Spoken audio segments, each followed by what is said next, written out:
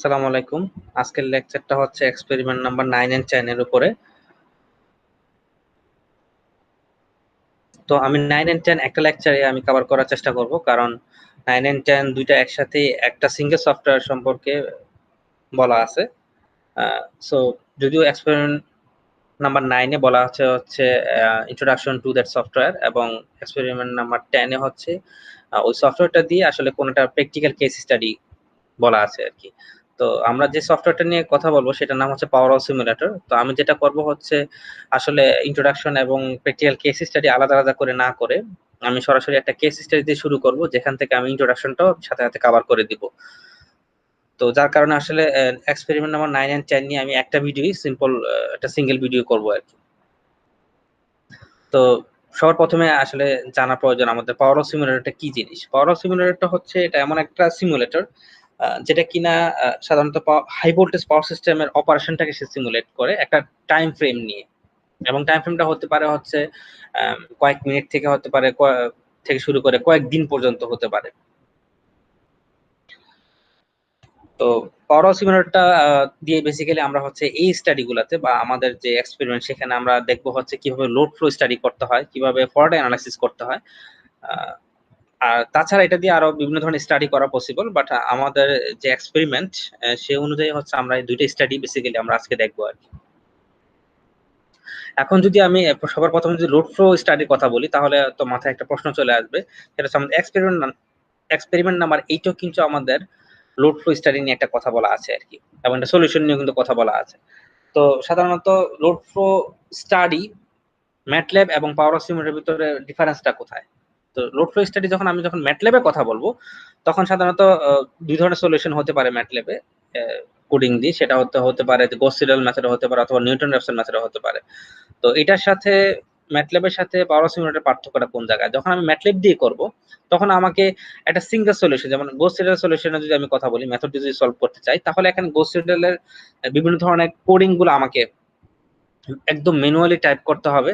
এবং তারপরে আমি যখন কোনো একটা বাস বা কোনো বিভিন্ন ধরনের বাস নিয়ে যখন আমি সলিউশনটা এস্টাবলিশ করব, তখন আমি একটা আউটপুটই পাবো।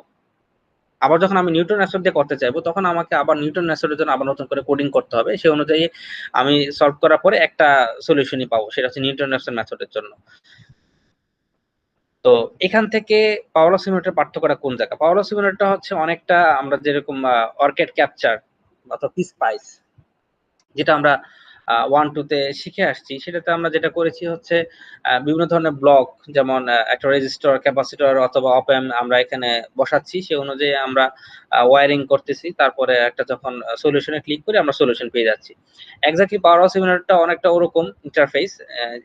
এখানে হচ্ছে বিভিন্ন ধরনের পাওয়ার সিস্টেমের বিভিন্ন ধরনের কম্পোনেন্ট, সেগুলোকে আমরা প্লেস করব। প্লেস করার পরে সেখানে বিভিন্ন ধরনের সলিউশন আছে, যেমন হতে পারে গস সিডাল সলিউশন, অথবা নিউটন র্যাপসন হতে পারে, অথবা আরো বেশ কিছু কয়েকটা সলিউশন থাকতে পারে, আছে। এবং সেগুলো আসলে যখন আমরা বিভিন্ন ধরনের কেস স্টাডি করব, সেখানে আমি এগুলো নিয়ে কথা বলবো আর কি।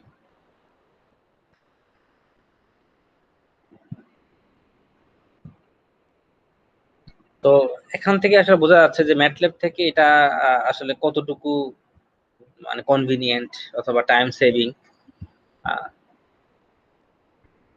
এবং এখানে যেহেতু বিভিন্ন ধরনের মাল্টিপল সলিউশন এখানে আছে, তো আমরা আসলে একটা ম্যাথকে বিভিন্ন ধরনের সলিউশন দিয়ে সলভ করে দেখতে পারি আসলে রেজাল্টের ভেরিয়েশন গুলো কেমন হচ্ছে।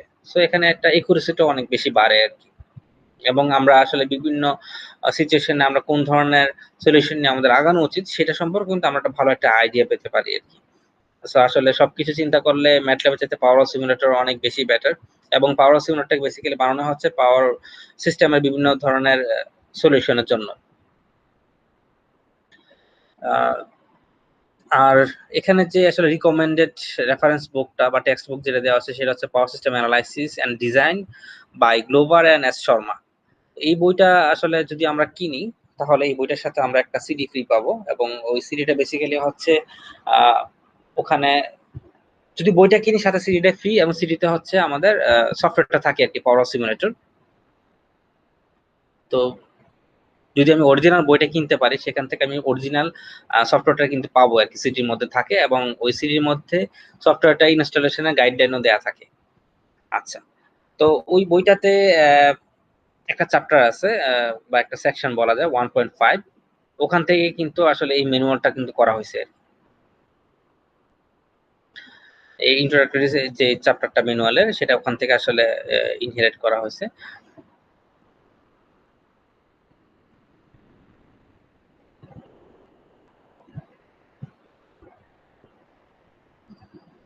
আর যে যদি আসলে আমাদের কিন্তু এই বইটা কিনা আসলে এই মুহূর্ত সম্ভব না, টেক্সট বুকটা কিনা, এবং এটা খুবই এক্সপেন্সিভ, নর্মালি এটা পাওয়া যায় না আর কি। অরিজিনাল কপিটা সাধারণত খুবই এক্সপেন্সিভ হবে, যেহেতু সাথে সফটওয়্যারটা ফ্রি থাকে। সো আমরা যেটা করতে পারি, আমরা ফ্রি একটা সিমুলেটর আমরা ডাউনলোড করতে পারি, সেটাকে স্টুডেন্ট ভার্সন বা ফ্রি ভার্সন বলা হয়। তো ফ্রি এবং পেইড ভার্সনের সাথে ডেফিনেটলি অনেক পার্থক্য থাকবে, সেটা ইউজার ইন্টারফেসে পার্থক্য থাকবে, বিভিন্ন ধরনের লিমিটেশন থাকবে হচ্ছে ফ্রি ভার্সন গুলাতে। যেমন একটা লিমিটেশনের কথা যদি আমি বলি, যে ফ্রি ভার্সনটাতে বা স্টুডেন্ট ভার্সনটাতে সাধারণত 16 বাস পর্যন্ত সলভ করা যায়, এর বাইরে কিন্তু আর সলভ করা যায় না। সো আসলে ডিজাইন পারপাসের জন্য স্টুডেন্ট ভার্সনটা বা ফ্রি ভার্সনটা একেবারেই অ্যাপ্লিকেবল না, কারণ ডিজাইন পারপাসে আমাদেরকে এখানে মিনিমাম 100-200 বাস নিয়ে আমাদেরকে স্টাডি করতে হয়। সো এই ক্ষেত্রে স্টুডেন্ট ভার্সন দিয়ে আসলে কোনো প্র্যাকটিক্যাল বা প্রফেশনাল লেভেলে কোনো ডিজাইন করা পসিবল না আর কি। তো আমাদের যে এক্সপেরিমেন্ট বা এখানে আমরা যে ধরনের ম্যাথ আমরা সলভ করব, সেই ক্ষেত্রে স্টুডেন্ট ভার্সনটা আমাদের জন্য এনাফ। এটা নেটে সার্চ করলেই আসলে পাওয়া যাবে। Student version, power of simulator student version দিয়ে সার্চ দিলে বা ফ্রি ভার্সন দিয়ে সার্চ দিলে পাওয়া যাবে, এবং সাইজটা খুবই ছোট। সেটা ডাউনলোড করে ইনস্টল করাটা খুবই ইজি আর কি।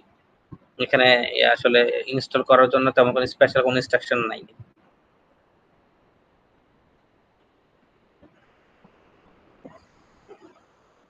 তো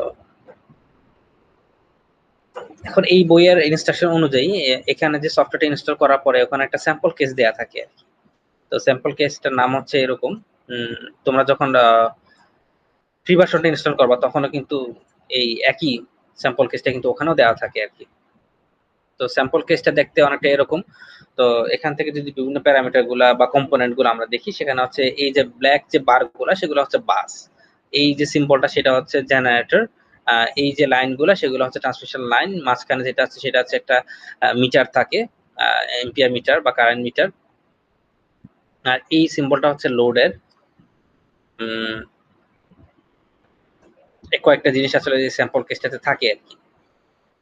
তো স্যাম্পল কেসটা কিভাবে এক্সিকিউট করতে হয় সেটাও আমি আসলে এক্সপেরিমেন্টে আমি দেখাই দিব। তো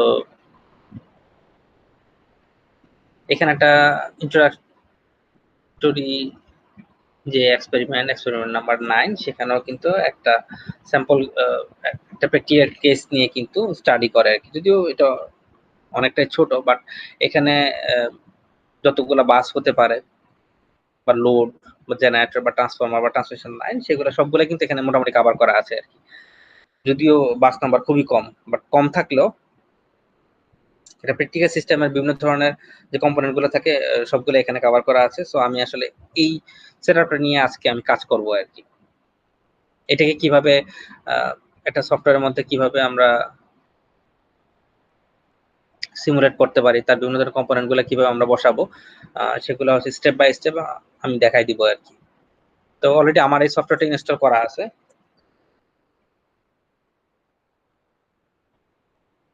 ইনস্টল করার পরে সিমুলেটর দিয়ে সার্চ দিলে হচ্ছে সফটওয়্যারটা চলে আসবে।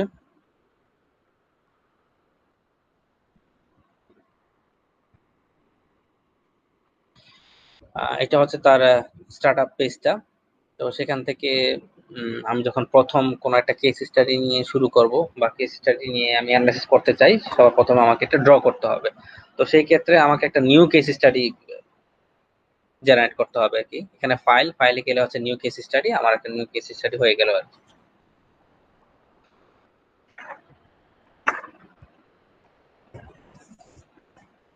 তো এখান থেকে আসলে দেখতে পাচ্ছি এখানে বিভিন্ন ধরনের মুড আছে, এডিট মুড আছে, রান মুড আছে, তাছাড়া ড্র কিভাবে করতে হয়, ওয়ান লাইন ডায়াগ্রাম গুলা নিয়ে কিছু জিনিস আছে।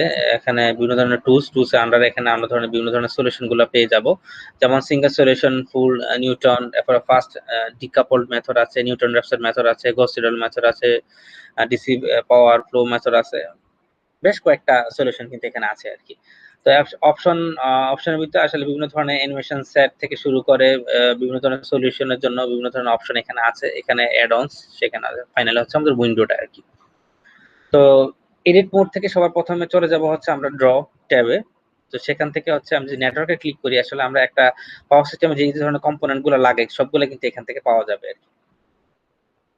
তো আমাদের এখানে যে প্র্যাকটিক্যাল কেস স্টাডি নিয়ে আমরা স্টাডি করতে যাচ্ছি, সেখানে আসলে কি কি আছে। সেখানে এই যে এই সিম্বলটা, সেটা হচ্ছে জেনারেটর সিম্বল। আমাদের ডেফিনেটলি একটা জেনারেটর লাগবে, সাথে আমাদের একটা বাস লাগবে। এটা হচ্ছে ট্রান্সফরমার সিম্বল, একটা ট্রান্সফরমার লাগবে। এবং এই যে লাইনটা, এটা হচ্ছে ট্রান্সমিশন লাইন, সো আমাদের ট্রান্সমিশন লাইন লাগবে। এটা হচ্ছে আরেকটা বাস, তো এটা হচ্ছে একটা লোড, আমাদের লোড লাগবে। এটা হচ্ছে বলা হয় হচ্ছে শান্ট ক্যাপাসিট্যান্স আর কি, যেটা যখন এক্সপেরিমেন্ট নাম্বার 1 পাওয়ার ফ্যাক্টর ইমপ্রুভমেন্টের ক্ষেত্রে যেটা আমরা পড়ছিলাম আর কি। তো এটাকে বলা হয় সুইচড শান্ট বলে আর কি পাওয়ার সিস্টেমে। আর এটা হচ্ছে আরেকটা জেনারেটর, এটাকে সাধারণত কো জেনারেশনও বলা হয়। এটা সোর্স নাম দেওয়া হয়েছে, যখন আমরা প্র্যাকটিক্যালি কাজগুলো করতে যাব তখন আমাদের আসলে 3 ধরনের বাস থাকে আর কি, যদি তোমরা অলরেডি সেগুলো জানো। তো একটা বাস থাকে, সেটাকে আমরা বলি হচ্ছে সুইং বাস বা স্ল্যাক অথবা রেফারেন্স বাস। ওকে। আরেকটা হচ্ছে পিবি বা জেনারেটর বাস বা ভোল্টেজ কন্ট্রোল বাস বলি, আর একটা হচ্ছে পিকিউ বা লোড বাস। তো আমাদের এই ক্ষেত্রে একটা আমরা বাসটাকে আমরা ধরে নিব হচ্ছে সুইং বা স্ল্যাক বাস বা রেফারেন্স বাস, আর 2 নম্বরটাকে বলা হয় সাধারণত কো জেনারেশন বাসও বলা হয় এটাকে। তো আমরা এটা হচ্ছে পিবি বা জেনারেটর বা ভোল্টেজ কন্ট্রোল বাসও বলতে পারি আর কি। আর এখানে আমরা স্পষ্ট দেখতে পাচ্ছি হচ্ছে লোড কানেক্টেড, সো এটা মানে একদম সার্টেনলি বলা যায় এটা হচ্ছে লোড বাস আর কি, বা পিকিউ বাস বলতে পারি আর কি। তো এই ক্ষেত্রে আমরা কিভাবে বিভিন্ন ধরনের কম্পোনেন্ট গুলোকে প্লেস করব। সো এখানে নেটওয়ার্কে চলে যাই, এটা হচ্ছে বাস। তো এটা ক্লিক করার পরে এমন ধরনের একটা সাইন আসবে। সো আমরা হচ্ছে এই হোয়াইট পেজটার উপরে যে কোনো একটা জায়গায় ক্লিক করলে হচ্ছে আমাদের এরকম একটা উইন্ডো পপ আপ হবে। এখানে দেখা যাচ্ছে বাসের বিভিন্ন ধরনের অপশনস, তার মানে তার বিভিন্ন ধরনের প্যারামিটার গুলো সেট করার জন্য বিভিন্ন ধরনের অপশন চলে আসবে। তো বাস যেহেতু এটাকে নাম্বার ওয়ানে রাখি, এটাকে একটা নাম দিতে পারি। এখানে নাম দেওয়া আছে সোর্স, আমি সোর্সই রাখলাম। এবং যদি আমি এখানের কেস স্টাডিটা কমপ্লিটলি ফলো করি, তাহলে এইখানের প্যারামিটার গুলা ইউজ করার চেষ্টা করবো আর কি। যেমন এই বাসটার এখানে নমিনাল ভ্যালু, ভোল্টেজ ভ্যালু, যেমন পেজ নাম্বার 27 ইনফরমেশন গুলা দেয়া আছে।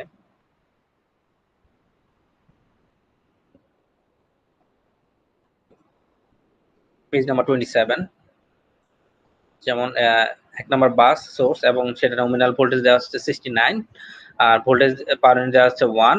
এবং এটা যেহেতু আমি স্ল্যাক বাস বা সুইং বাস হিসেবে ইউজ করতে চাই, সেখানে অবশ্যই আমাকে এটা বলে দিতে হবে, আইডেন্টিফাই করে দিতে হবে যে আসলে আমি এটা স্ল্যাক বাস হিসেবে ইউজ করতে চাই। সো এটার অ্যাঙ্গেল তো আমরা জানি 0, সো আমরা এটা 0 রাখবো।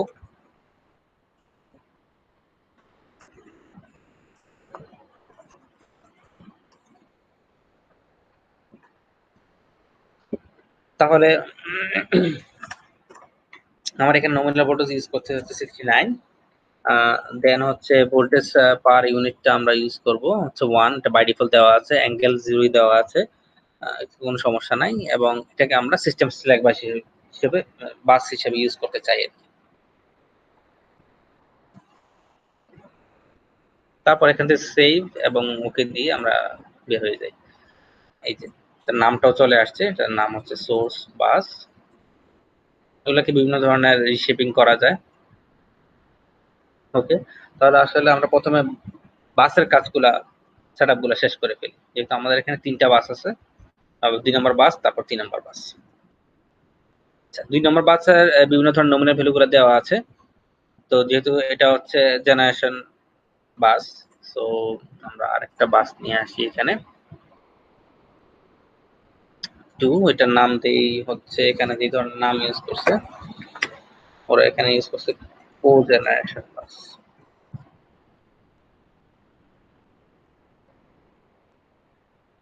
আচ্ছা, এটার নমিনাল ভোল্টেজটা দেওয়া হচ্ছে 13.8, 13.8 এবং ভোল্টেজ পার ইউনিট দেওয়া হচ্ছে 0.995।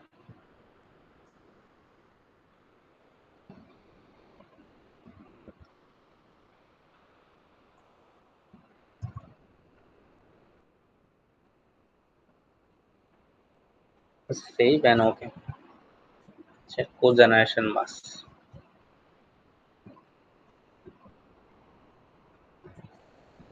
আচ্ছা, তারপর আমাদের থার্ড বাসটা সেট আপ করে ফেলি। 3 নাম্বার বাস, এটার নামটা দেওয়া আছে হচ্ছে লোড বাস, মোস্ট প্রবাবলি ইয়েস।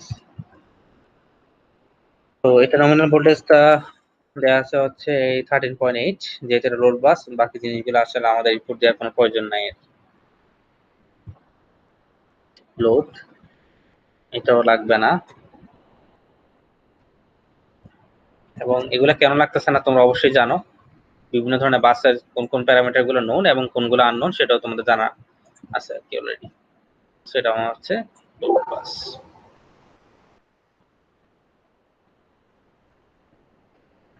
আসলে 3 নাম্বার বাসের যে তার যে নামটাকে, এটা আমি এমন ভাবে শিফট করছি মানে এখান থেকে সফটওয়্যারটা সেটা চেঞ্জ করতেছে হচ্ছে আমি 3 নাম্বার বাস থেকে হচ্ছে 1 নাম্বার বাসে কোনো ধরনের আসলে লিঙ্ক চাচ্ছি কিনা বা কানেকশন চাচ্ছি কিনা, আসলে এটা আমি ক্যান্সেল করে দিব আর কি। রিমোটে চাচ্ছি না আর কি, যত কানেকশন দিব সেটা আমি ম্যানুয়ালি দিব আর কি। ওকে, আসলে আমার 3টা বাসের কানেকশন বা সেটআপ দেওয়া শেষ হয়ে গেল।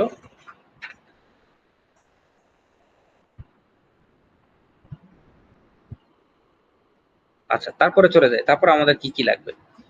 তারপরে হচ্ছে আমাদের 1 নাম্বার বাসের সাথে আমাদের জেনারেটর ছিল, জেনারেটরটা ইনস্টল করি এখানে। এই যে এখানে জেনারেটর। আচ্ছা, এই জেনারেটরটা হচ্ছে একটা কম্পোনেন্ট, এটা হচ্ছে আমার 1 নাম্বার বাসের সাথে কানেক্টেড। তো আমি যেটা করব, আমি যে বাসের সাথে আমি কানেক্ট করতে চাই সেটার উপর আমি জাস্ট একটা সিঙ্গেল ক্লিক করব, করলে হচ্ছে চলে আসবে অপশনগুলো। যেমন সবার প্রথমে আসতেছে হচ্ছে আমি যে জেনারেটর অপশন, সেটা আসলে কোন নাম্বার বাসের সাথে কানেক্টেড।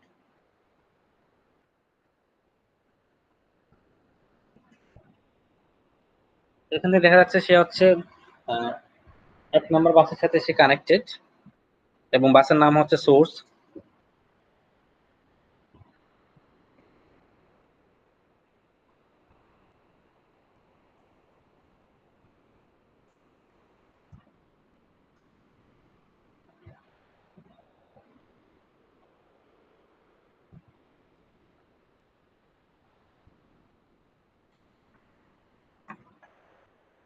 আচ্ছা, এখানে আমাকে বাকি আর কি কি জিনিস সেট আপ করতে হবে।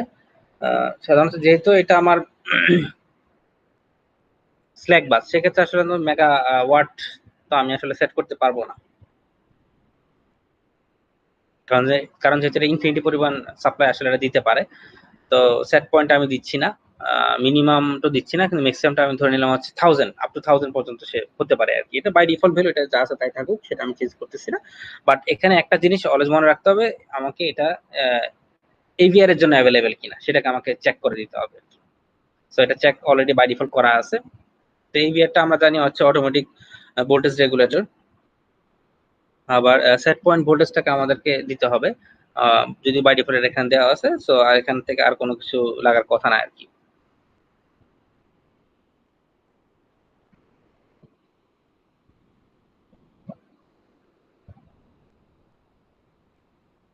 তো আসলে মেগাভার আউটপুট এটাও আমি দিই নেই।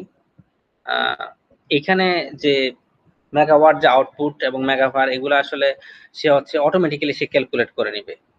তো আমরা তো যেহেতু এটা ইউটিলিটি সাইট, এটা আসলে আমরা এমন ভাবে ডিজাইন করি। তো যেহেতু আমরা এখানে কি কি ধরনের লোড আমাদের আসতে পারে বা কি আসতে পারে সেটা আমরা আগের থেকে হয়তো অনেক ক্ষেত্রে গ্যাস করা যায় না আর কি। তো সাধারণত সিমুলেটরটা দিয়ে সুবিধা যেটা হচ্ছে, আমরা সবার প্রথমে এটাকে এজ এ সুইং বাস হিসেবে আমরা সিলেক্ট করার পরে তারপর আমরা বিভিন্ন ধরনের লোড গুলো সেট আপ করবো এবং লোডের সাইজ গুলো আমরা দিয়ে দিব। সেই ক্ষেত্রে আমরা সাথে একটা কো জেনারেশন বাসও রাখবো, বা পিভি বাস বা জেনারেটর বাস। সেটা তো বেসিক্যালি হচ্ছে একটা এসএসটি বাস আর কি। তো মেইন হচ্ছে আমাদের হচ্ছে সুইং বাসটা। তো সেখানে আমরা অ্যাকচুয়ালি কত মেগাওয়াটের জেনারেটর আমরা ইনস্টল করব সেটা হচ্ছে একটা সলিউশনের পর বোঝা যাবে, যখন তাদের আহ, বিভিন্ন ধরনের প্যারামিটার গুলো অটোমেটিক্যালি চেঞ্জ হয়ে যাবে। সো এই সফটওয়্যারটা যেটা করবে হচ্ছে, যেহেতু আমি এটার সাথে জেনারেটরটা কানেক্ট করতেছি, বাট জেনারেটর বিভিন্ন ধরনের পয়েন্ট গুলো আমি ডিফাইন করে দিচ্ছি না, মেগাভার এবং মেগাওয়াট আউটপুট গুলা। সো সে হচ্ছে অটোমেটিক্যালি সেটা ক্যালকুলেট করবে এবং এই ঘরগুলো অটোমেটিক্যালি ফিল আপ হয়ে যাবে আর কি। আর শুধুমাত্র ভোল্টেজ সেট পয়েন্টটা আমরা আসলে ওয়ান করে রাখলে হবে আর কি, যেটা হচ্ছে এটা আর কি। তো সেভ দিলাম।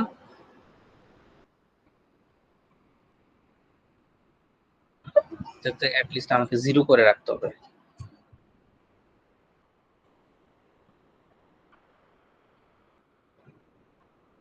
ওকে, দ্যাটস ইট, সেভ এন্ড ওকে, এটা চলে আসলো। এখন স্পষ্ট বলা আছে স্ল্যাক। আচ্ছা, কিন্তু এখানে যে ম্যানুয়ালটা লেখা আছে এটা একটু অনেক আগের আর কি। সো এটা আপ টু ডেট না, কিন্তু আগের যে ম্যানুয়ালটা ছিল সেখানে এই প্যারামিটার গুলো বসানোর পর এটা আসলে স্ল্যাক কিনা সেখানে কিন্তু কথাটা আসতো না। সো এখানে কিন্তু এটা আরেকটু বেটার সফটওয়্যার ইন্টারফেসটা, কারণ এটা 2020 ভার্সন। সো এখানে আসলে স্ল্যাক কথাটা চলে আসে আর কি। সো আমাদের বুঝতে আরো সুবিধা আর কি, ইউজার ইন্টারফেসটা আরেকটু বেটার। আচ্ছা, তারপর হচ্ছে আমাদের 2 নম্বর বাসের সাথে তো আমাদের একটা জেনারেটর ছিল আর কি। সো যেহেতু এটা একইভাবে জেনারেটর নিয়ে আসবো, সিঙ্গেল ক্লিক করব, জেনারেটর চলে আসতেছে। সো এখান থেকে বোঝা যাচ্ছে সেটা হচ্ছে বাস নাম্বার 2 এর সাথে কানেক্টেড এবং বাসের নাম হচ্ছে কো জেনারেশন বাস। আর যেহেতু এটা স্ল্যাক বাস না, সো এক্ষেত্রে কিন্তু আমাদের মেগাওয়াট সেট পয়েন্টটা কিন্তু বা আউটপুট সেটাকে আমাদেরকে ডিফাইন করে দিতে হবে। আচ্ছা, আরেকটা যেটা ব্যাপার হচ্ছে,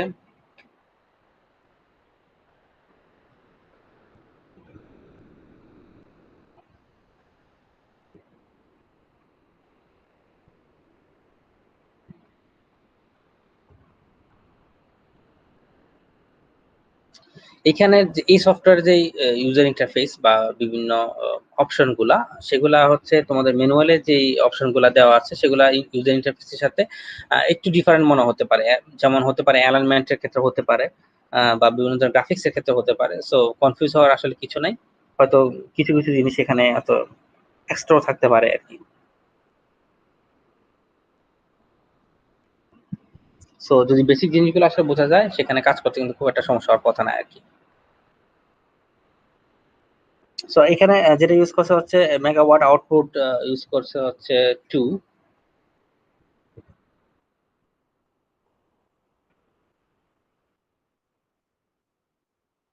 সেট পয়েন্ট। তো মেগাওয়াট সেট পয়েন্টে দিলে হবে আর কি, মেগাওয়াট আউটপুটটা আসলে চেঞ্জ করার কোনো প্রয়োজন হয় না।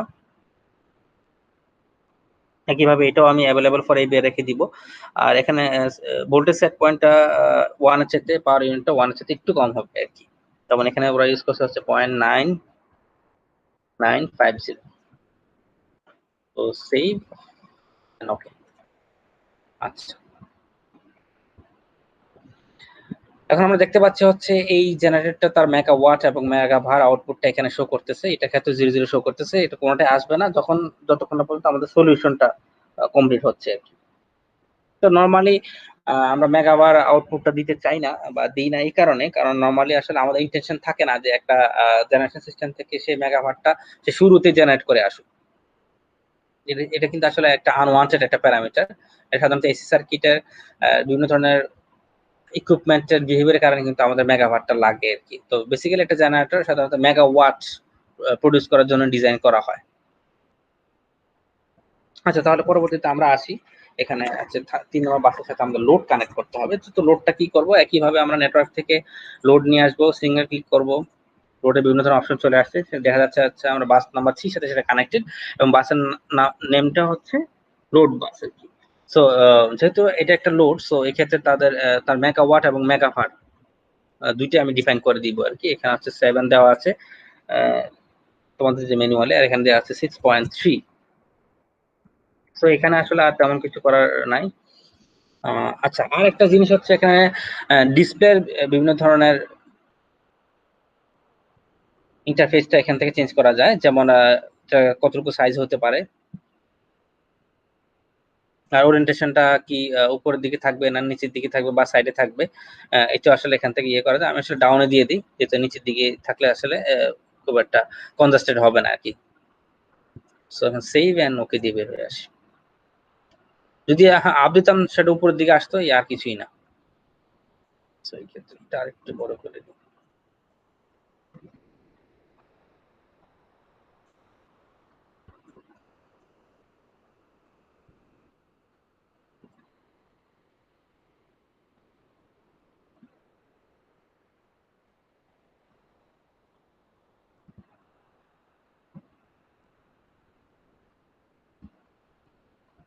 আচ্ছা, এখন বাসগুলোকে আমাদেরকে কানেক্ট করতে হবে। সো আমরা জানি যে এই যে বাসটা, তার নমিনাল ভোল্টেজ আমরা দিয়ে রাখছি হচ্ছে 69, আর এই যে বাসটা সেটা দিয়ে রাখছি হচ্ছে 13.8 কিলোভোল্ট, এবং এটার ক্ষেত্রে হচ্ছে 13.8 কিলোভোল্ট। সো আমি যখন এই বাসটার সাথে এই বাসটায় বাস নাম্বার 1 এর সাথে বাস নাম্বার 3 যেমন সোর্সের সাথে যখন আমি লোড কানেক্ট করব, সো যেহেতু এখানে সে প্রডিউস করতেছে হচ্ছে 69 কিলোভোল্ট নমিনাল ভোল্টেজে, কিন্তু এখানে সে যে ডিস্ট্রিবিউশন সাইডে সে লোড পাচ্ছে হচ্ছে 13.8 কিলোভোল্ট। সো ডেফিনেটলি আমাকে স্টেপ ডাউন করতে হবে, আমাকে ট্রান্সফরমার লাগবে। সো এখান থেকে আমি যদি বলি যে একটা ট্রান্সফরমার বসাবো, দ্যাটস ইট। তো ট্রান্সফরমারের ক্ষেত্রে আমি কোন বাস থেকে কোন বাসে নিব, মানে সোর্স থেকে আমি লোডে নিয়ে যাব। সো সর্বপ্রথমে সোর্সে ক্লিক করব, তারপর একটা লাইন আসবে, সেটা আমি লোডে এনে ডাবল ক্লিক করব, দ্যাটস ইট। তার মানে যেহেতু আমি ট্রান্সফরমার বসাচ্ছি, ট্রান্সফরমারের কি থাকবে, বিভিন্ন ধরনের আর ইম্পিডেন্স, বিভিন্ন ধরনের প্যারামিটার থাকবে। তো প্যারামিটার গুলো সাধারণত কি, সাধারণত লাইন ইম্পিডেন্সটাকে আমরা বসাবো। ট্রান্সফরমারটা সাধারণত এমন তো না যে এটা বিশাল একটা ট্রান্সমিশন লাইন, এখানে যদিও দেখা যাচ্ছে খুবই ছোট, বাট এটা তো অনেক বড় একটা ট্রান্সমিশন লাইন, 100 কিলোমিটার 200 কিলোমিটার। তো ট্রান্সমিশন লাইনের একটা ইম্পিডেন্স থাকে, তো ইম্পিডেন্সের বিভিন্ন ধরনের ভ্যালুগুলো আমাদের কোশ্চেনে দেওয়া আছে। সো আমরা ওখান থেকে এটা ইনপুট দিব।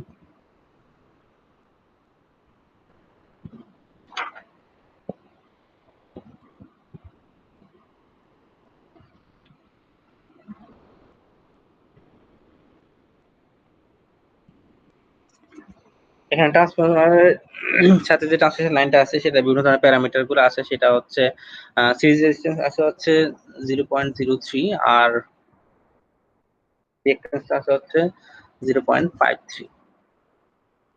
আর এই লাইন লিমিট, এই লাইন দিয়ে সে ম্যাক্সিমাম কত এমবিএ সে ক্যারি করতে পারবে, এটা দেওয়া আছে হচ্ছে 10। এবং এখান থেকে বলা আছে সে 1 নাম্বার থেকে 3 নাম্বার বাসে কানেক্টেড, মানে সোর্স থেকে লোডের সাথে কানেক্টেড।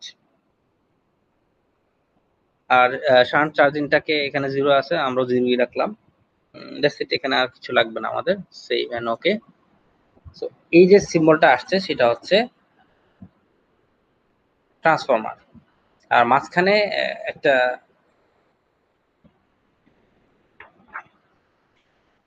সার্কেল আছে, সেটা হচ্ছে একটা মিটার। আমি এটা একটু বড় করে দিই, তাহলে বুঝতে সুবিধা হবে। আমি এখান থেকে বড় করা যায়। এই যে মিটার, এটা এম্পিয়ার মিটার, সে হচ্ছে এই মিটারে যে কারেন্ট শো করে, যদিও প্র্যাকটিক্যালি এরকম কোনো মিটার থাকে না। সেটা হচ্ছে বেসিক্যালি সিমুলেশন পারপাসে আমাদের জানা উচিত কত কারেন্ট ফ্লো করাচ্ছে। তো ডিসপ্লে অপশনে আমি এটাকে একটু বড় করে দিই। ওকে, ওকে ফাইন। এটা হচ্ছে বেসিক্যালি আমার ট্রান্সফরমার, এটা হচ্ছে এই লাইনের জন্য মিটারটা। আর যেহেতু এই দুইটা বাসের ভোল্টেজ সেম, সো এই ক্ষেত্রে আমার শুধুমাত্র ট্রান্সমিশন লাইন হলে হয়। সো আমার ট্রান্সফরমার আমরা ইউজ করতেছি না। ট্রান্সফরমার ইউজ করলে এই ক্ষেত্রে লস হবে, কারণ ট্রান্সফরমার ট্রান্স রেশিওটা থাকবে হচ্ছে বেসিক্যালি 1। সিঙ্গেল ক্লিক, আর এখান থেকে হচ্ছে ডাবল ক্লিক। একইভাবে ট্রান্সমিশন লাইনের বিভিন্ন প্যারামিটার গুলো আমরা ইনপুট দিব, সেগুলো তোমাদের ল্যাব ম্যানুয়ালে দেওয়া আছে। এখানে হচ্ছে আমরা ইউজ করছেন হচ্ছে 0.06, আর রেজিস্ট্যান্সটা হচ্ছে 0.12, আর এখানে লাইন লিমিটটাও ইউজ করা হয়েছে হচ্ছে 10। এখানে তাহলে বাকিগুলা কি, লিমিট বি সি ডি। এখন আরো অনেক ধরনের লাইন আমি প্যারালাইন টানতে পারতাম। যদি টানতাম তাহলে সেই লাইনটা হয়তো বি, যদি এর পরে আরেকটা লাইন টানতাম সেটা হতো বি, সেখানে তার লাইন লাইন লিমিটটা দিতাম। সি হলে তার লাইন লিমিট দিতাম। এভাবে বিভিন্ন ধরনের লাইন, যতগুলো আমি প্যারালাল লাইন টানতাম ততগুলো লাইন লিমিট দিতাম। সো এখান থেকে save and okay finish. So একইভাবে এখানেও একটা এম্পিয়ার মিটার আসছে। আচ্ছা, এখানে এম্পিয়ারের সাথে এমভিএটাও শো করবে, কারণ যেহেতু এখানে একটা ট্রান্সফরমার আছে। ঠিক আছে। আচ্ছা, তো কোশ্চেনে আমাদের একটা ছিল শান্ট, সুইচ শান্ট ছিল, সেটা আমরা এখন ইনপুট দিব। তো এখানে আমাদের শান্ট ইনপুট দিতে পারবো, সুইচ শান্ট। তো এটা লাভ লোড বাসে দিব, সেখানে সিঙ্গেল ক্লিক করলে চলে আসবে অপশনটা। তো এখানে যেটা ইউজ করছে হচ্ছে নমিনাল মেগাভার, কারণ শান্ট মানে হচ্ছে কি, শান্ট ক্যাপাসিট্যান্স আমরা যেগুলো ইউজ করব এখানে, সেটা কি করবে, সেটা হচ্ছে রিঅ্যাক্টিভ পাওয়ারটা সাপ্লাই দিবে। সো আমি অবশ্যই ক্লাসে এগুলো নিয়ে অনেক ডিটেলস ডিসকাস করছি, কেন হচ্ছে জেনারেশন সাইডে আমরা এটাকে ইনস্টল না করে কেন আমরা হচ্ছে ডিস্ট্রিবিউশন সাইডে ইনস্টল করতেছি। সো এটা আমি জানি না তোমরা ভুলে গেছো কিনা, যদি ভুলে যেতে থাকো এটা আবার রিমাইন্ড করার চেষ্টা করবা, কারণ নেক্সট ভাইবার জন্য খুব ইম্পর্টেন্ট হবে। কেন আমি হচ্ছে এই সুইচ শানটাকে জেনারেশন সাইডে না দিয়ে আমি ডিস্ট্রিবিউশন সাইডে ইনস্টল করতেছি। সো আমি যদি কারণটা যদি একটু মানে খুব অল্প করে বলি, সেটা কারণটা হচ্ছে আমি যদি এটা জেনারেশন সাইডে ইনস্টল করতাম, তাহলে যেটা হতো জেনারেশন সাইড থেকে আমি যে রিঅ্যাক্টিভ পাওয়ারটাকে ক্যারি করার জন্য আমাকে কারেন্ট ক্যারিং ক্যাপাসিটি বাড়াইতে হতো, কস্ট বেড়ে যেত। তাছাড়া লাইনে অনেক বেশি ড্রপ হতো, লস হতো। সো আমি যদি যেহেতু আমার ইকুইপমেন্ট গুলা বা কম্পোনেন্ট গুলা সবগুলো হচ্ছে আমার ডিস্ট্রিবিউশন সাইডের সাথে আছে, সো বেটার আমি হচ্ছে প্যারামিটার গুলাকে বা শান্ট ক্যাপাসিটরটাকে বা ক্যাপাসিটর ব্যাংক বা যেটা ইউজ করি না কেন, এসবিসি হতে পারে, সেগুলোকে আমরা ডিস্ট্রিবিউশন সাইডে ইনস্টল করাটাই বেটার আর কি। সো ভ্যালুটা আমরা ফিক্স নিচ্ছি, তার ভ্যালুটা বসাই দিই। এখানে ইউজ করা হচ্ছে 6, তার মানে সে ম্যাক্সিমাম 6 মেগাওয়াট পর্যন্ত সে আউটপুট দিতে পারবে। Save and okay fine. So এটা তার ক্যাপাসিটি দেখাচ্ছে, এটা লোড ক্যাপাসিটি দেখাচ্ছে। সো আমাদের এখানে যে কোজেনারেশন বাস, এখানে জেনারেটর ইউজ করছি, এটা একটা নরমাল জেনারেটর। সো এবং এটা ফিক্সড, তার মেগাওয়াট আউটপুটটা এখানে ফিক্সড 2 মেগাওয়াট। কিন্তু এখানে কোনো কিছু ফিক্স না, আমি আবারও বলছি, কারণ এটাকে আমি স্ল্যাক বাস হিসেবে আমি সিলেক্ট করছি। সো আমি যখন সলিউশনে যাব, তখন এই লোডের জন্য যে পরিমাণ সাপ্লাই দরকার, সেটা হচ্ছে কোজেনারেশন বাসে যতটুকু দিবে, যেটা ফিক্স, তার বাকিগুলা সেখান থেকে অটোমেটিক্যালি দিবে। সো এটা দিয়ে বোঝা যাচ্ছে এই ডিজাইনটা আমাদের জন্য কতটুকু কনভেনিয়েন্ট। আমি সবার প্রথমে লোডটা ইনস্টল করে দিব।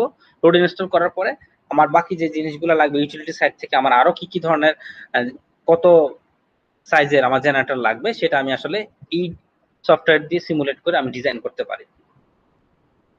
প্র্যাকটিক্যাল কেসে যাওয়ার আগে এই সিমুলেটর দিয়ে সিমুলেট করলে আমি আসলে এটার বাস্তবে কি ধরনের সেটআপ দরকার সেটা সম্পর্কে আমার একটা ক্লিয়ার একটা আইডিয়া আসে আর কি। আচ্ছা, তাহলে মোটামুটি আমাদের এই সেটআপটা কমপ্লিট। সো আমি চলে যাই হচ্ছে টুলসে চলে যাব। এখানে গেলে হচ্ছে আমি যদি সলভে ক্লিক করি, এখানে আমাদের অনেকগুলো সলিউশন আছে। তো যেহেতু এটা ফ্রি ভার্সন, সবার প্রথমে সে একটা সিঙ্গেল সলিউশন ফুল নিউটনটাই দেখায় নরমালি। তো এটা করার পরে কিন্তু সলিউশন কিন্তু আরো অনেকগুলো চলে আসে, আমি চাইলে পরবর্তীতে এটাও ক্লিক করতে পারি, পরবর্তীতে এটাও ক্লিক করতে পারি। তো আমি সিঙ্গেল সলিউশন ফুল নিউটন দিয়ে করার চেষ্টা করি। আচ্ছা, যখনই আমি এই সলিউশনে ক্লিক করলাম, আমি দেখতে পাচ্ছি হচ্ছে আমাদের এখানে লাইন ক্যারিং যে ক্যাপাসিটি, সে হচ্ছে তার 95% অকুপাইড হয়ে গেছে।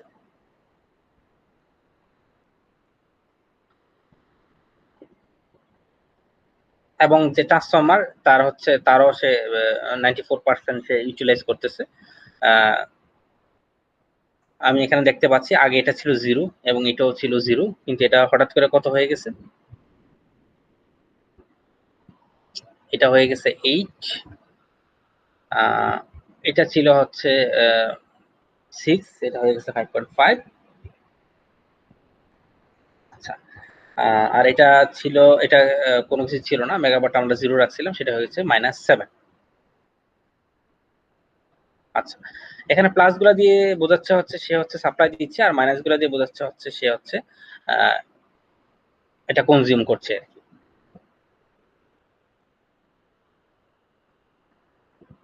ওকে, তখন আমরা যখন প্লে বাটনটাতে ক্লিক করব, তখন আমাদের মানে এটা খুবই খুব ছোট দেখা যাচ্ছে, বাট একটা অ্যানিমেশন দেখা যায় লোড ফ্লোটা আসলে কোন সাইড থেকে কোন সাইডে হচ্ছে। আমি এখান থেকে দেখতে পাচ্ছি সে হচ্ছে এই সাইড থেকে এই সাইডের দিকে আসতেছে।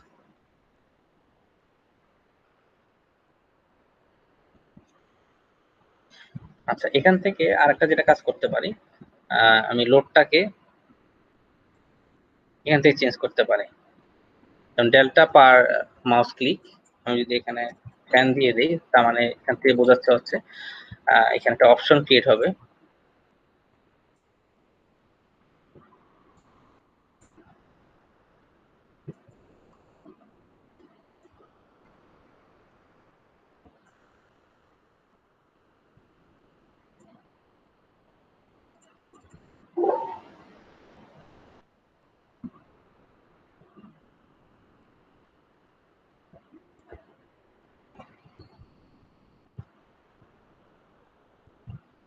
মানে এখান থেকে আমি লোডের সাইজটা আমি চেঞ্জ করতে পারবো আর কি।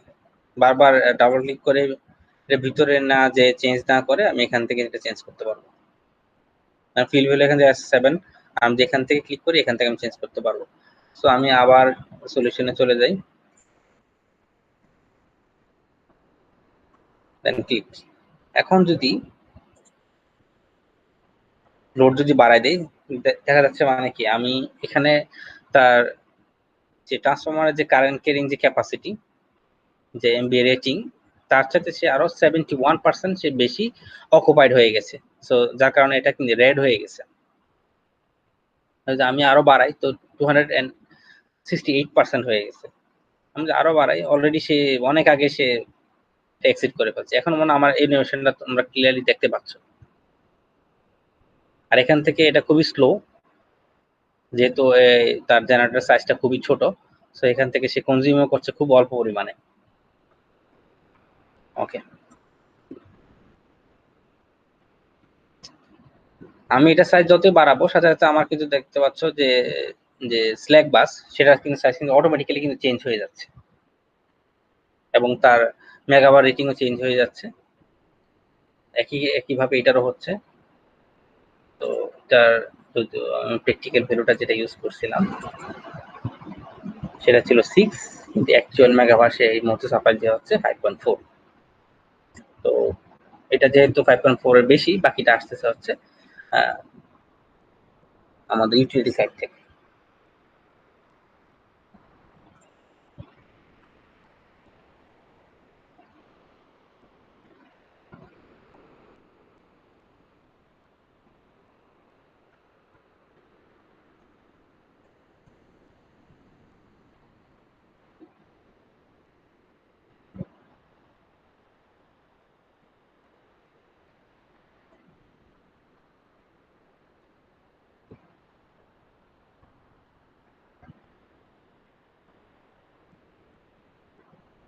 তাহলে আসলে আমরা নেক্সট স্টেপে চলে যাই। এখন দেখি হচ্ছে আমরা বিভিন্ন ধরনের ফল্ট অ্যানালাইসিস নিয়ে একটু দেখবো। তো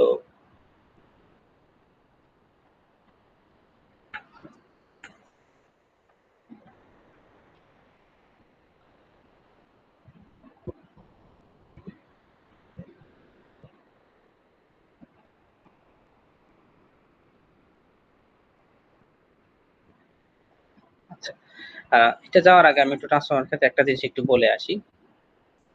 ট্রান্সফরমার ক্ষেত্রে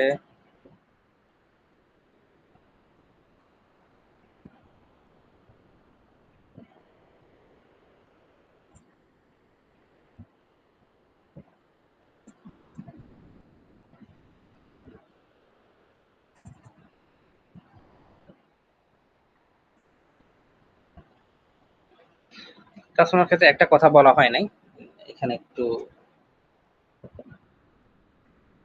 বলা লাগে, সেটা হচ্ছে অফ নমিনাল ট্যাপ রেশিও, যেটা আর কি। তো অফ নমিনাল ট্যাপ রেশিওটা কি জানি আমরা, জানি যে নমিনাল যে ট্যাপ রেশিও বা ট্রান্স রেশিও সেটা আমরা জানি।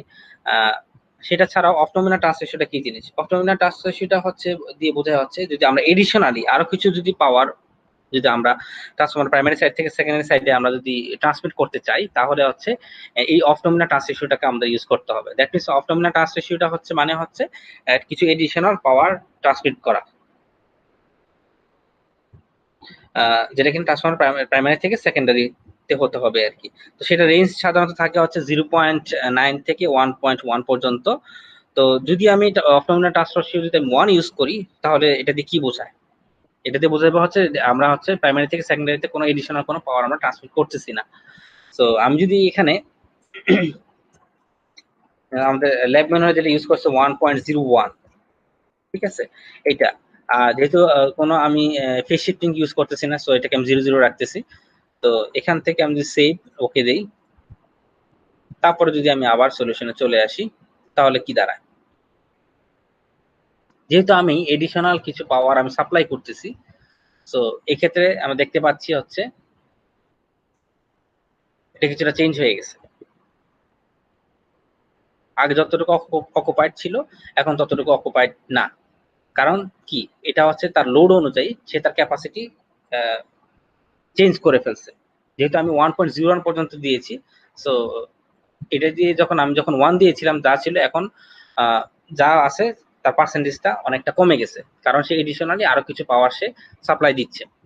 দ্যাট মিনস তার কারেন্ট কেন ক্যাপাবিলিটিটা বা লোড হ্যান্ডেলিং ক্যাপাবিলিটিটা বেড়ে গেছে। সো সে এডিশনালি সে আরো এতটুকু পর্যন্ত লোড সে আসলে সাপ্লাই দিতে পারবে আর কি। তার মানে আরো 19% পর্যন্ত আমার খালি আছে। আমি যখন 1 ইউজ করি তখন কিন্তু আমার ক্যাপাসিটি কিন্তু কমে যাচ্ছে। এই জিনিসটা যদি আমি আবার একটু দেখাই, আমি যখন সেখানে 1 ইউজ করছি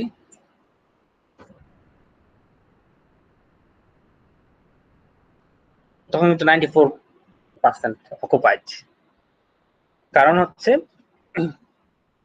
যেহেতু এডিশনাল আমি কোনো পাওয়ার ট্রান্সমিট করতেছি না, সাথে সে তার আর ক্যাপাসিটিটা সে আসলে ইনক্রিজ করতে পারতেছে না। যখনই আমি নমিনাল ট্রান্সমিশন একটু বাড়াই দিচ্ছি তখন কিন্তু তার ক্যাপাসিটি কিন্তু সে চেঞ্জ করে ফেলতেছে। তো দ্যাট মিনস সে তার কারেন্ট ক্যারিং ক্যাপাসিটি বা এমপি ক্যাপাসিটি সে কিন্তু বাড়াই ফেলতেছে। সো এটাই হচ্ছে অফ নমিনাল ট্রান্স রেশিওটা ইউজ করার যে উদ্দেশ্য সেটা আর কি। সাধারণত বিভিন্ন ধরনের ট্রান্সফরমারে এই স্টেপটা থাকে, ওটা চেঞ্জ করে আসলে তার ক্যাপাসিটি আসলে চেঞ্জ করা যায়। এটা কেন দরকার? কারণ আমরা সাধারণত ট্রান্সমিশন লাইন ডিজাইন করার ক্ষেত্রে এক ধরনের লোড নিয়ে আমরা ইউটিলিটি সাইটটাকে ডিজাইন করি এবং সেই অনুযায়ী আমরা ট্রান্সফরমার গুলোকে বসাই। কিন্তু ওভার দ্য টাইম আমাদের ডিস্ট্রিবিউশন সাইডে বা লোড সাইডে কিন্তু আমাদের লোড কিন্তু আসলে বাড়তে কমতে পারে ডেফিনেটলি। সো যেহেতু আমাদের ইন ফিউচারে লোড বাড়তে পারে, সেক্ষেত্রে আমাদের অফ নমিনাল ট্রান্সমিশনটা যদি আমরা একের বেশি রাখি, তাহলে ভবিষ্যতে ওই ট্যাপটা চেঞ্জ করলে আমরা হয়তো কিছু এডিশনাল লোড আমরা ইউজ করতে পারতেছি। কিন্তু আমরা অলরেডি দেখতে পাচ্ছি, কারণ যখন আমরা অফ নমিনাল ট্রান্সমিশন যখন 1 ছিল তখন ক্যাপাসিটি ছিল হচ্ছে 94%। যখন এটাকে 1.01 করে দিলাম তখন কিন্তু এটা বেড়ে গেছে, প্রায় অলমোস্ট 13% বেড়ে গেছে ক্যাপাসিটি। সো এটা গেল। এরপরে চলে যায় হচ্ছে আমরা বিভিন্ন ধরনের ফল্ট অ্যানালাইসিস কিভাবে করতে পারি আর কি। তো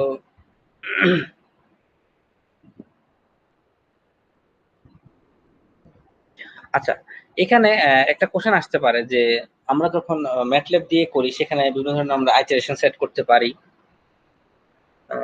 এবং তার টলারেন্স লেভেলটা দিয়ে দিতে পারি আর কি। টলারেন্স লেভেলটা হচ্ছে আমরা কতটুকু পর্যন্ত এরর আমরা অ্যাকসেপ্ট করতে পারি আর কি। সো এইটার ক্ষেত্রে কি তাহলে সেই অপশনটা নাই? অবশ্যই আছে। সেটা আমরা কিন্তু ম্যানুয়ালি চেঞ্জ করতে পারি।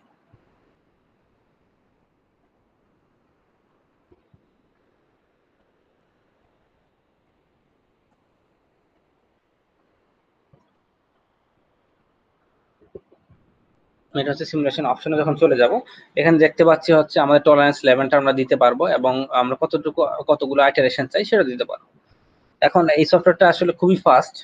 সে আসলে প্রত্যেকটা সেকেন্ডে যে পরিমাণ পাওয়ারফুল দেখাচ্ছে, সে কিন্তু প্রত্যেকবারে কিন্তু 50 আইটারেশনস কিন্তু সে কমপ্লিট করে আসতেছে। সো আমি কিন্তু এটা চাইলে আরো বাড়া দিতে পারি, যে এক একটা সিঙ্গেল সলিউশনের জন্য সে কিন্তু এতগুলো আইটারেশন পরে এবং এতটুকু টলারেন্স লেভেল দিয়ে কিন্তু সেই সলিউশনটা কিন্তু দিচ্ছে আর কি। সেই ক্ষেত্রে আমরা টলারেন্স লেভেল চেঞ্জ করতে পারবো এবং নাম্বার অফ আইটারেশনস আমরা চেঞ্জ করতে পারবো।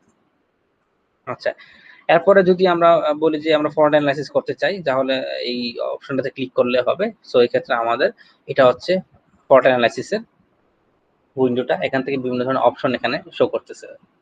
আচ্ছা, তো ফল্ট অ্যানালাইসিস ক্ষেত্রে যে ফল্ট ডেফিনেশন, সেখানে সিঙ্গেল ফল্ট সেটা নিয়ে আমরা আসলে কথা বলবো। তো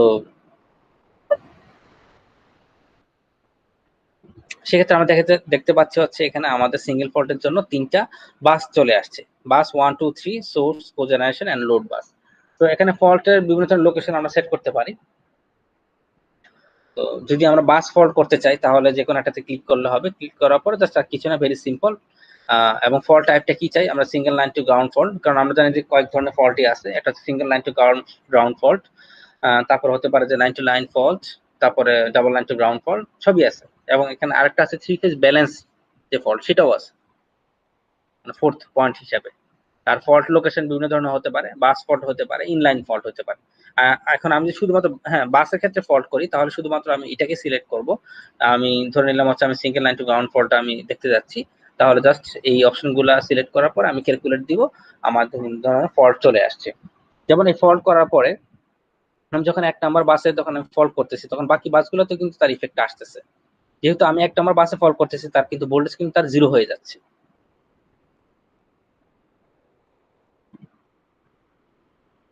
সেই সাথে তাদের কিন্তু বিভিন্ন ধরনের ফেজ অ্যাঙ্গেল গুলো চেঞ্জ হয়ে যাবে। যেমন সোর্সের ফেজ অ্যাঙ্গেল গুলো কেমন হবে, যেহেতু এখানে 3 phase system, so A B C দিয়ে বোঝাচ্ছে 3টা লাইনের কোন লাইনে কি অবস্থা হচ্ছে। এমন হতে পারে যে লাইন 1-এ ফল্টটা হয়েছে, সো এই ক্ষেত্রে হচ্ছে এটা 0 হয়ে যাবে। আর যদি 2 নাম্বারটা চিন্তা করি তাহলে এটা হচ্ছে এরকম, আর 3 নাম্বারটা চিন্তা করলে হচ্ছে এরকম। একইভাবে আমি এটাতে ফল করতে পারি। তো এটা যদি আমি ক্যালকুলেট দেই আবার জিনিসগুলো চেঞ্জ হয়ে যাবে। সো এই ক্ষেত্রে একইভাবে এটা ফেজ ভোল্টেজটাও কি 0 হয়ে যাচ্ছে। তো তাছাড়া এখানে বিভিন্ন ধরনের লাইন প্যারামিটার গুলো আমরা পেতে পারি, বিভিন্ন ধরনের কারেন্টের ভ্যালু এবং তাদের অ্যাঙ্গেল, জেনারেটর গুলা কোন অবস্থায় আছে এবং তাদের বিভিন্ন ধরনের ভ্যালু গুলা, লোডের ভ্যালু গুলা, যেহেতু আমাদের একটাই লোড আছে এখানে, সুইচ শান্টও আমরা একটা ইউজ করছি সেটাও পাবো, এবং ম্যাট্রিক্সটাও পেয়ে যাব। আচ্ছা, তো আমরা যখন এক্সপেরিমেন্ট নাম্বার 3 4 5 যখন আমরা করছি তখন কি করতে হয়েছে আমাদের, একটা প্র্যাকটিক্যাল একটা মেশিনকে আমাদেরকে কাউন্ট করতে হয়েছে, সেখান থেকে বিভিন্ন ধরনের ফল্ট আমরা ইলেকট্রিসিটি নিজেই জেনারেট করেছি, সেখান থেকে ইন্টেনশনালি আমরা ফল্ট ক্রিয়েট করছি, ক্রিয়েট করার পরে সেখান থেকে বিভিন্ন ধরনের ফল্ট প্যারামিটার আমরা বের করছি ম্যাট্রিক্স ফরমেশনের মাধ্যমে। এখন এইখান থেকে এই সফটওয়্যারটাতে জাস্ট আমরা যদি ক্লিক করি সেখানে কিন্তু আমাদের এই যে ম্যাট্রিক্সটা কিন্তু ওয়াই বাসের যে ম্যাট্রিক্সটা সেটা কিন্তু আমাদের ফর্ম হয়ে যাচ্ছে, এবং তার বিভিন্ন যে প্যারামিটার বা কম্পোনেন্ট গুলো আছে তাদের বিভিন্ন ইম্পিডেন্স গুলা আমরা কিন্তু বের করতে পারি। আলটিমেটলি আমাদের উদ্দেশ্য ছিল হচ্ছে বিভিন্ন ধরনের ইম্পিডেন্স, ফল্ট ইম্পিডেন্স গুলা বের করা আর কি। আচ্ছা, তাহলে এটা গেলে হচ্ছে আমাদের যদি বাসে ফল্ট হয় সেটা আমাদের ইনলাইনেও ফল্ট হতে পারে। তো এই ক্ষেত্রে আমরা কি করব? আচ্ছা, এখানে কিছু ব্যাপার আমাদের কনসার্ন থাকতে হবে। যেমন আমি যদি আবার আগে এটাতে ফেরত যাই, তাহলে কি কি আছে? যেমন বাস 1 এর সাথে 3 এর কিন্তু কানেকশন আছে, 2 এর সাথে 3 এরও কানেকশন আছে, কিন্তু 1 আর 2 এর সাথে কিন্তু কোনো কানেকশন নাই। বাট 3 হচ্ছে 2 এর সাথে কানেক্টেড এবং 1 এর সাথে কানেক্টেড। এখন আমি যদি ইনলাইন ফল্ট কনসিডার করি, সো এই ক্ষেত্রে হতে পারে 1 এবং 3 এর মাঝখানে, এবং 2 এবং 3 এর মাঝখানে, এবং 1 এবং 2 এর মাঝখানে কোনো যেহেতু আমার কানেকশন নাই, সো এই ক্ষেত্রে আমি কোনো ধরনের ফল্ট কিন্তু আমি করতে পারবো না। এবং এই জিনিসটাই কিন্তু আমি এখান থেকে দেখতে পাচ্ছি। যেমন যখন আমি বাস 1 সিলেক্ট করব, তার সাথে সে শুধুমাত্র বাস 3 এর আমি ফল্ট চিন্তা করতে পারবো। যখন বাস 2 চিন্তা করব তখন শুধুমাত্র আমি কি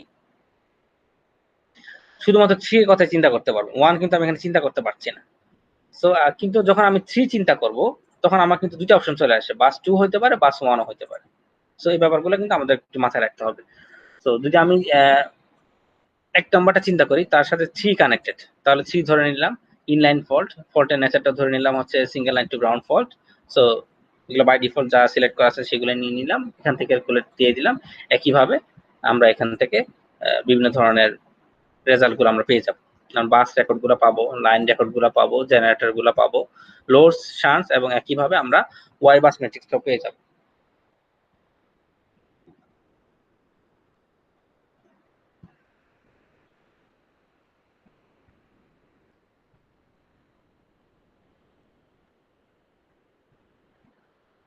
আচ্ছা, আরেকটা কথা যেটা সেটা হচ্ছে আমাদের বিভিন্ন সিকোয়েন্স ইম্পিডেন্স গুলো কিন্তু পাবো। কারণ এক্সপেরিমেন্ট নাম্বার 3 4 5 আমি যদি চিন্তা করি সেখান থেকে আমরা কি বের করছি, সেখান থেকে আমরা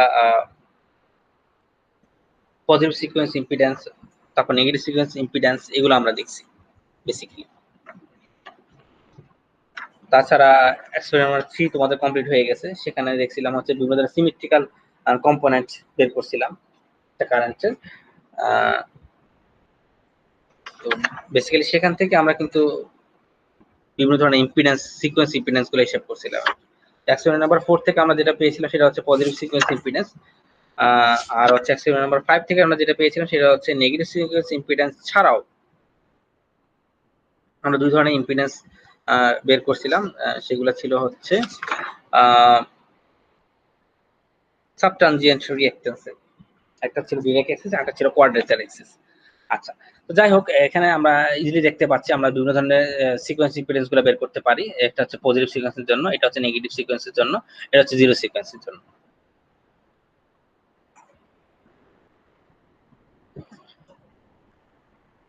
আচ্ছা, তো এই সফটওয়্যারটাতে আরো কিছু অপশন আছে, যেমন যেমন প্রি ফল্ট প্রোফাইল, যেমন আমরা বাই ডিফল্ট এখানে এটা আমরা সিলেক্ট করে রাখছি।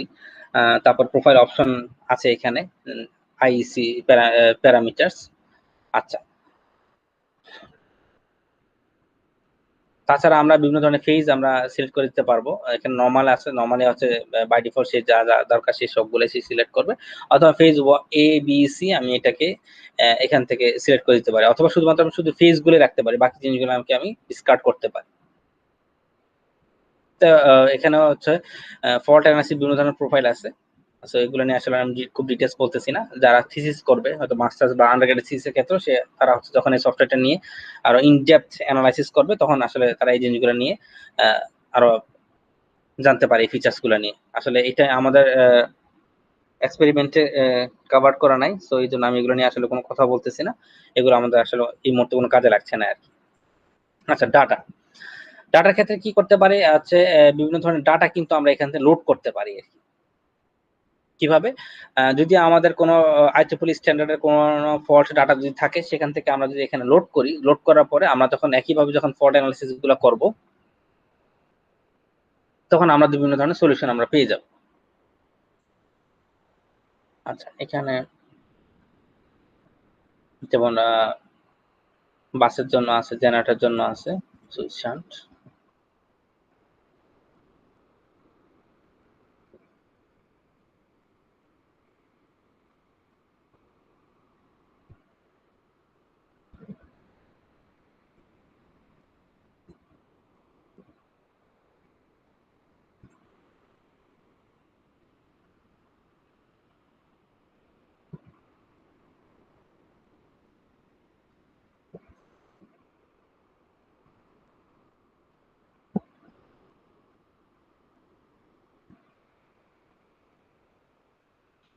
আচ্ছা, আমি আসলে আমাদের ল্যাবের জন্য যতটুকু দরকার ততটুকুই আমি আসলে কভার করছি এখানে। এটা ছাড়াও আসলে এখানে আরো অনেক ধরনের ফিচার্স কিন্তু আছে, যেটা কিনা আমার আসলে একটা আহ, এভাবে একটা লেকচার দিয়ে আসলে পসিবল না। তো আমি আসলে বেসিক্যালি এখানে একদম বেসিক জিনিসগুলো কভার করার চেষ্টা করছি, যেগুলো না করলেই না, যেগুলো না করলে আসলে আমাদের এক্সপেরিমেন্ট গুলো বোঝা যাবে না, বা কোনো একটা প্র্যাকটিক্যাল কেস স্টাডি বোঝা যাবে না। সো আমি একটু আগে যেটা কথা বলছিলাম, আমরা এখানে বিভিন্ন ধরনের লোড আমরা ডাটা আমরা লোড করতে পারি, সে ইম্পোর্ট করতে পারি, ইম্পোর্ট করে সেগুলো নিয়েও আমরা বিভিন্ন ধরনের সলিউশন পেতে পারি। সো যে ক্ষেত্রে হচ্ছে আমরা যদি বিভিন্ন ধরনের ডাটা লোড করি, সো এই ক্ষেত্রে আমাদেরকে আবার এভাবে ম্যানুয়ালি বিভিন্ন ধরনের ইনপুট দিতে হবে না, যেখানে যেগুলো কিন্তু আমরা করে আসছি। সেগুলো হচ্ছে এখানে এখান থেকে অটো ইনসার্টের মাধ্যমে দিতে পারি, অথবা যদি আহ, আমরা এখান থেকেও দিতে পারি। সো এখানে অবশ্যই ফাইল ফরম্যাটটা হতে হবে .aux ফরম্যাটে, অথবা ডাটা ফাইলে আরো বিভিন্ন ধরনের ফরম্যাট আছে, .seq আছে। তারপর এগুলোর আবার বিভিন্ন ধরনের ভার্সন আছে, ভার্সন 33, 30, 24, 26, এগুলো বিভিন্ন ধরনের ভার্সন আছে। নর্মালি সাধারণত .aux ফরম্যাটে ডাটাগুলো লোড করা হয় আর কি। তো এই ডাটাগুলো কি, এগুলো হচ্ছে IEEE স্ট্যান্ডার্ডে বিভিন্ন ধরনের ডাটা থাকতে পারে ফল্ট অ্যানালাইসিস জন্য। সেগুলো আমরা যদি এখান থেকে যদি থাকতো, যেমন এই একটা সার্কিটের জন্য আছে, সেখানে এখানে ইনপুট দিলে ওপেন দিলে কিন্তু ডাটাটা কিন্তু এখানে লোড হয়ে যাবে। সো যেহেতু আমি অন্য একটা ডাটা ইনপুট করছি, সেখানে যেটা বলতেছে হচ্ছে clear existing sequence data first.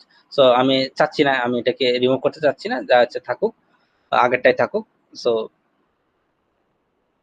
তোমরা চাইলে হচ্ছে বিভিন্ন ধরনের সিস্টেম থেকে বিভিন্ন ধরনের ফল্ট অ্যানালাইসিস ডাটা এখানে লোড করেও দেখতে পারো যে কি অবস্থা আর কি। অথবা আমি এখানে যে ডাটাগুলো পাইছি সেগুলো কিন্তু আমি সেভ করতে পারি। যেমন H1 দিয়েও আমি এটা সেভ করতে পারি। থেকে গেল, আমি পরবর্তীতে আমি এই সলিউশনটা যে কোনো সময় আমি এটাকে লোড করে আবার দেখতে পারি আমার যে ফল্টের বিভিন্ন ধরনের প্যারামিটার গুলো কেমন আসছিল, এবং সেখান থেকে আমরা আবার বিভিন্ন ধরনের বাস ফল্ট গুলো করেও আমরা আসলে দেখতে পারি আর কি। এই হচ্ছে মোটামুটি এই সফটওয়্যারটা সম্পর্কে ইন্ট্রোডাকশন। আর একটা কথা, সেখানে হচ্ছে যখন আমরা এডিট মোডে চলে যাব, তো এখানে যে রেড পয়েন্ট গুলো আছে সেগুলা দিয়ে হচ্ছে আহ, সাধারণত সার্কিট ব্রেকারকে আসলে মিন করা হয় আর কি, সুইচ কি মিন করা হয়। আর আমি যদি আবার যদি সলিউশনে চলে যাই, সিঙ্গেল লাইন সলিউশন দিলাম, আমি দেখতে পাচ্ছি হচ্ছে এখান থেকে যদি অ্যানিমেশনটা অন করে দিই, যে অ্যানিমেশন আমি দেখতে পাচ্ছি। সো আমি যদি এখান থেকে যদি এটাকে যদি অফ করে দিই, দ্যাট মিনস এই ফিডারটা আমার কি হলো, এখান থেকে ব্ল্যাক আউটে চলে গেল। তো দ্যাট মিনস এখন পাওয়ার সাপ্লাই দিচ্ছে শুধুমাত্র এটা। তো যখন আমি আবার রান করব, এখান থেকে একটা কথা কিন্তু আসতেছে। আচ্ছা,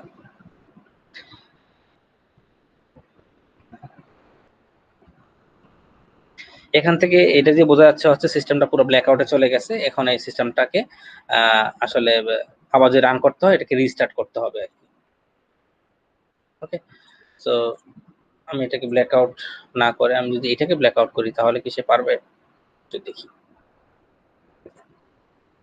ওকে, এক্ষেত্রে কিন্তু সে পারতেছে এটাকে সাপ্লাই করতে, কিন্তু যে লাইন ক্যারিং যে ক্যাপাসিটিটা, সেটা কিন্তু মানে খুব হাই হয়ে গেছে, যেটা কিনা তার আহ, আগের যে নমিনাল যে লাইন ক্যারিং ক্যাপাসিটি ছিল সেটাকে এক্সিড করে যাচ্ছে।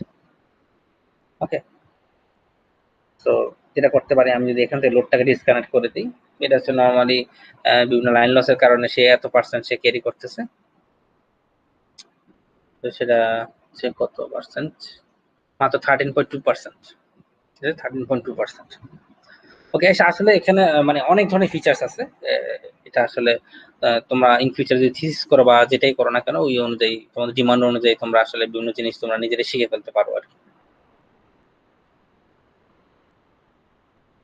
তো সফটওয়্যার সম্পর্কে আসলে ডিসকাশন এতটুকু পর্যন্তই। আচ্ছা, এখন এরপরে আমাদের কাজটা কি?